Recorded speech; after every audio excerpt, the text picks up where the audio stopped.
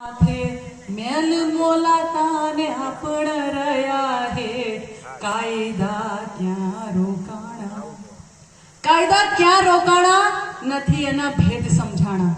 અને આ કાયદાનું રક્ષણ કરવાની જવાબદારી સમાનતામાં માનતા તમામ લોકોની છે. માત્ર જય ભીમ બોલવાથી કશું નહીં થાય.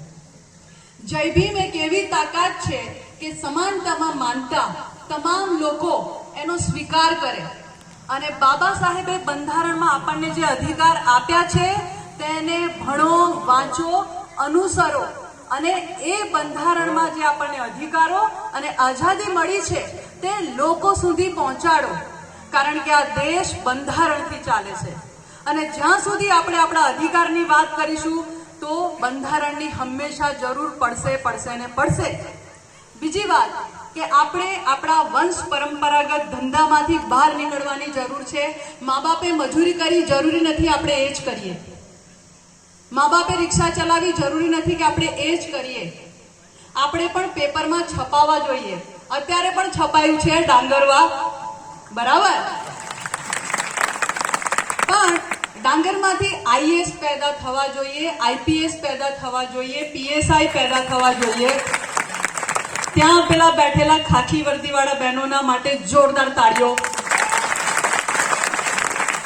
સમાજમાં એવા દીકરા દીકરીઓની જરૂર છે કે કાયદાના રક્ષણ માટે તમામ લોકો લડતા થાય.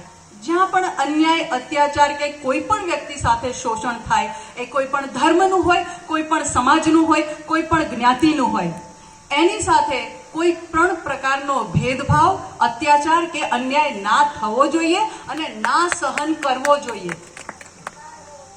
આજે ડાંગરવા ગામમાં જે બન્યું છે એનો ઇતિહાસ આવતા પેઢીના પેઢી સુધી રહેવાનો.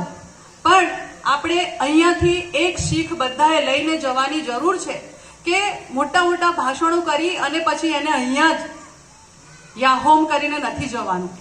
એના માટે આવતી પેઢીને આમાંનું કશું સહન ન કરવું પડે એટલા આપણે બધાએ સ્વાધીન બનવાનું છે. સ્વમાનની લડત છે એટલે સંઘર્ષ તો થવાનો ને થવાનો જ. પણ આપણે બધાએ જેમ દલિત શક્તિ કેન્દ્રમાં છોકરીઓ આવી છે, અત્યારે છોકરીઓની બેચ છે એટલે ત્યાં આગળ રાજસ્થાનથી છોકરીઓ આવી છે, વેસ્ટ બંગાળથી છોકરીઓ આવી છે, બધા હિન્દી બોલે છે. लेकिन कल से वो सब लोग बोल रहे हैं कि ये जो घोड़ा तैयार करके कटिंग करके लाया गया है और उसमें जो